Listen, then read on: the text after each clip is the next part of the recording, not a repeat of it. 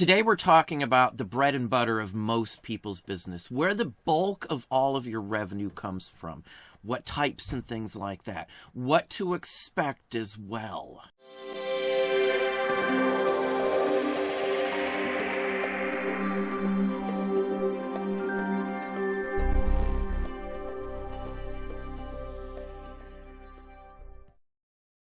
Hey, it's Don. Today we're going to talk about our bread and butter. The majority of the revenue, the vast majority, falls into a certain category, whether it's a price structure or rarity or something like that. The vast amount of resellers out there aren't just selling $500 items every day, all the time, $1,000 items, $100 items. They usually fall somewhere below that mark for most everybody.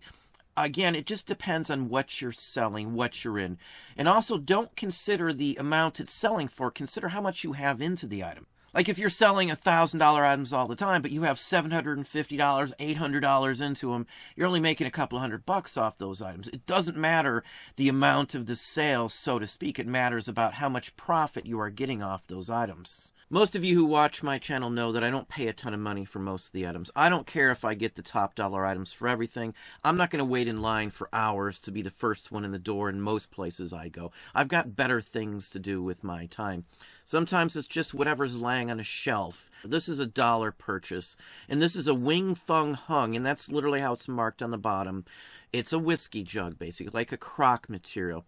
$30 out of it. Nothing fancy. I got $1 into it. It's this sort of thing that I'm fine with selling all day long. They paid for shipping, again, so I've got nothing into it. I'm just paying the eBay fees and taxes, and that's about it on something like this.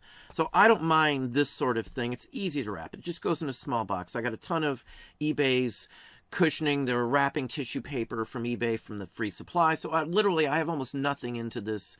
Now here's another example. I paid $5 for this album here with a bunch of Bing Crosby discs in it. Nothing super fancy again. Just 12 discs from Bing Crosby. I'm fine with $75 off of it. After all, again, is said and done, I'm giving eBay the 13%, and I'm walking off with a pretty good chunk of change. This is about average type of things that I sell. This is our bread and butter, these sorts of things. Nothing fancy. This is something that no one would assume I'd get $75 out of. Even more people would assume no one wants to mail this due to the weight. It's like 10 pounds. You got to wrap it. It's careful. It took me about 4 minutes to wrap this all up, put it in a box, and have it ready to ship. No big deal for $50 or so profit. So it just depends on what I see out there, what I'm picking up. I pass on things that I may get more money for because of maybe a packing issue, or I just don't want to mess with it. It just depends on what it is. If it's a bunch of photos I'll have to take, or it's something that there could be a high return rate on, I just won't mess with it. I'm very selective on what I buy because I can be. I can sell what I want. I can pick the items that I'm not going to have returns or other issues. A record here. This is bought in a big bulk purchase. I got like a nickel into this thing here. And it's $30 back. So $20 plus profit at the end of the day. Takes a whole whopping 30 seconds, 40 seconds to wrap this properly. So again, there's not much into it. This is bread and butter stuff. Anybody could list this. It's just a couple of photos. My time invested is really minimal from every step of the game on something like this. Now here's another area that I buy a ton of things, and I buy black and white photos all the time. I bought a bunch of a child, and it turns out the child is wearing a Halloween outfit, holding a jack-o'-lantern, some kind of decoration in these images. So I'm getting $25 with shipping included on these sorts of things. I only got $10 into the entire collection of photos. So again, my profit margins are great on stuff like this. I make a good chunk of change. I have minutes into the entire process. This one's been up for a little while. This is one of the last few I have from the assortment. But the day I list stuff like this, I also sell enough to usually get all of my money back every time. So it's always my bread and butter. I am always getting a return on these investments after all of my money is already back. So on some days, every item that sells I've already had paid for a long time ago. So it's all profit on many days of the week, other than obviously the eBay fees. The final value fees are all I really worry about. My store fee is really nothing when you look at quantity and how much we are selling. Postcards as well. $30 for a Winch, John Winch postcard.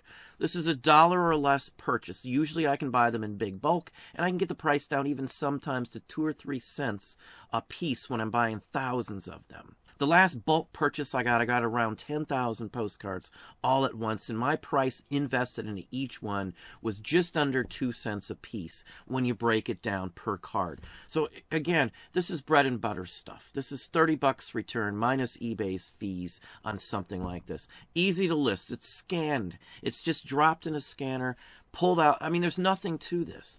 This is the bread and butter and what runs our business as well as many other people's businesses. Now here's some items from one of those junk bins at a sale from quite a little while ago. These were $1/4 a piece, 4 for $1, a big basket of stuff. That's what I pulled out of here. To somebody else, this may not look like much. It did sell for $21.39, plus they paid shipping. And this again is the last little grouping. I had a couple pieces and I sold them individually. They were literally some of the felt elves that you see for Christmas, the vintage 40s ones. Those paid for everything. I've sold a couple more lots. It keeps coming in. Steady income. It's the majority of my items, again, are bread and butter. These sorts of things. Now, I talk about certain areas. I try to buy routinely the same types of items in the same genres, the same niches, and anything from China these days that's vintage, I'll nab up in a second. This is a tiny little postage stamp size ticket on postage stamp paper, basically, and it did sell for $57.50 the very same day I listed it. This one item here paid for an entire collection of things because I only spent $40 on a whole bunch of stuff, including this one, and I'll show you a couple more out of the same assortment that sold immediately. This one sold immediately. It has some damage, $34.50 on this one. These were all, again, same day, right after it was listed, and another one for $57.50. So basically, this is $150 that instantly sold as well. This sold like 10 minutes after the $500 card, the tobacco card from Lone Jack that I showed you on my last live video. We made almost $500 on that one single card that we paid just a few dollars for. That's not a typical thing, but it happens quite frequently, and it is a routine for us to sell those type of things. But this is the stuff that literally pays my bills. This is where a large chunk, again, more than half of my revenue, comes from things like this. Another example, none of these are expensive items. None of these sell for some big fortune. I don't mind, again, this is fine. This is interesting to me. Again, this is an acetate. I've talked about these in my Patreon group as well. I showed you how to distinguish these. It's a little lot of these acetates. These were thrown in. The person had no clue who they were, what they were, or anything else like that. I got nothing into this when I bought some other items. So again, this one sold for over $30 plus shipping. I got nothing into it. Bread and butter stuff. This is it. This is literally what I look for. I get excited on stuff that I know I'm going to make $30, $30, $30, $30. It may not seem like a lot to you, but when you add this up and you know it's all going to sell, one purchase of a few dollars worth of stuff at $30 profit or $30 sale price a piece gets you hundreds of dollars at a time. I don't worry if I don't find a $1,000 item every time I go out. That's the oddball find usually. You know, some days I can find items, many items that are worth a big chunk of change. This stuff is just always there though. This is the stuff that runs it. It's always there. I'm always able to buy it dirt cheap, and I'm always able to sell it for a very good price to bring me a fairly good return on my investment. I'm not just buying one item, going to one spot, buying an item. I buy hundreds and hundreds of items, and that's why it doesn't matter, because I've got so little into them. I've got no drive time, no nothing like that. It's all found at a specific targeted source. So for me, I don't really worry about finding these $1,000 items. That's not the case. It's finding bulk is what I look for. The bulk is what runs it. It's quantity, it's volume. You got a lot of stuff up, you're going to sell a lot of stuff. You know, I could hunt for weeks and never find a $500 item, but I can find this stuff all day long. You can't just source high-dollar items. It doesn't work that way. There's not enough of those out there. You've got competition. Where I live, the competition is just horrendous. There's a ton of it. So a lot of the secondary markets are even flooded. So you've got to target search where I live. Boxes. I love boxes. I love any sort of boxes. This is a very elaborate, inlaid marquetry box. Just a fabulous piece. Every one of those little different colored specks or colored blocks are separate pieces of inlaid wood and shell and things like that. Now, it's not worth a fortune. I paid $1 for it. Now, I have no idea what it's for, anything like that. Sold for $35, so I'm not worried again about that. I got $1 into it. I buy boxes all day long for $1. I don't care if they sit for a little while for me to get my money back out of them, because they always seem to sell. Any of these sorts of things, if I see something like this, it's not even a big box. It's a really small box. It wouldn't even be considered a dresser box these days. But again, it's got a steady revenue coming in from these sorts of things. So tobacco cards, like I showed in my last live video, we make hundreds and hundreds of dollars. One card got us $500 just a few days ago. Here's another card that sold for $35 plus. I've got nothing almost into this card. You can see it's a metamorphic Blackwell's Durham. Again, chewing tobacco here. Nice item. Again, I've got pennies into this sort of thing. Bread and butter all day long. I could show you hundreds of these sorts of things selling constantly for us. Keys. I do very well on keys. Here's an example. I spent $2 on some keychains. This was in with the keychains on one of them, actually. This sold for $21.39. I sold a couple of the keychains for more than this for my $2 investment. So it's cheap stuff, but I've got nothing into it, and I sold a bunch of it right off the bat. So I spend $2. I sell 3 things for over $100. So again, it's a huge profit, but each individual item may not be worth a fortune.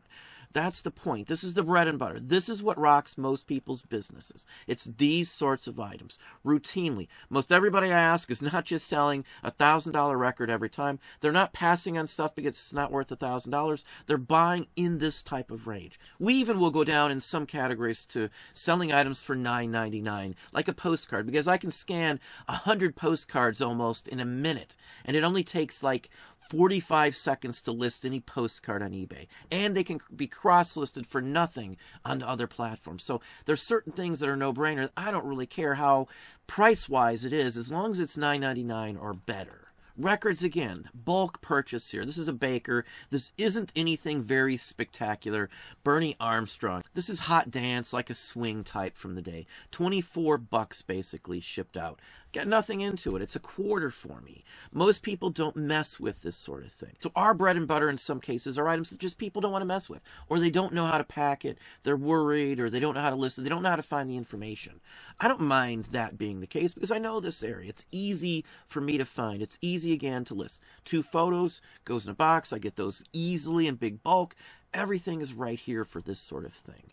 Advertising I do extremely well into. This is another one of those dollar purchases. This was found with some tobacco cards. Again, I love tobacco items. I don't mind buying big bulk lots. Cigar box labels are excellent. This is from the Hawaiian Islands when it was its own kingdom, basically. So interesting item. I knew it had potential. I didn't really care. This paid for the majority of all the items I bought in this assortment. Again, you can see the price, $35 from a long-time purchaser from me. I already know I've got buyers for many of these items. It's a no-brainer. If you're able to center in on something you can routinely find, that's the best bet.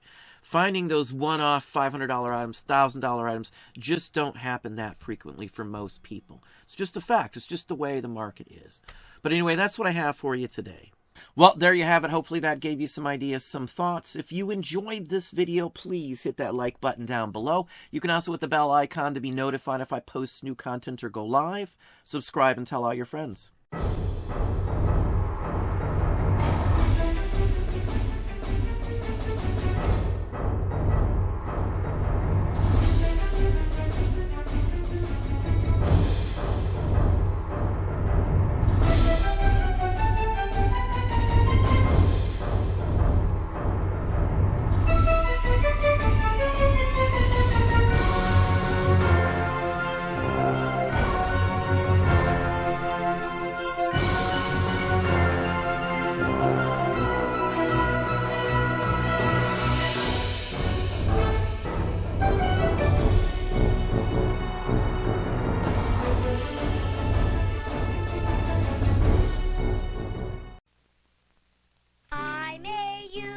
You know it's true, Mr. Potato Head, I made you.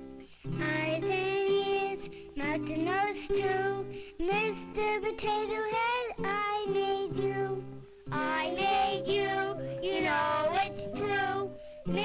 Potato Head, I made you. Mr. Potato Head, a toy you can put together yourself from Romper Room.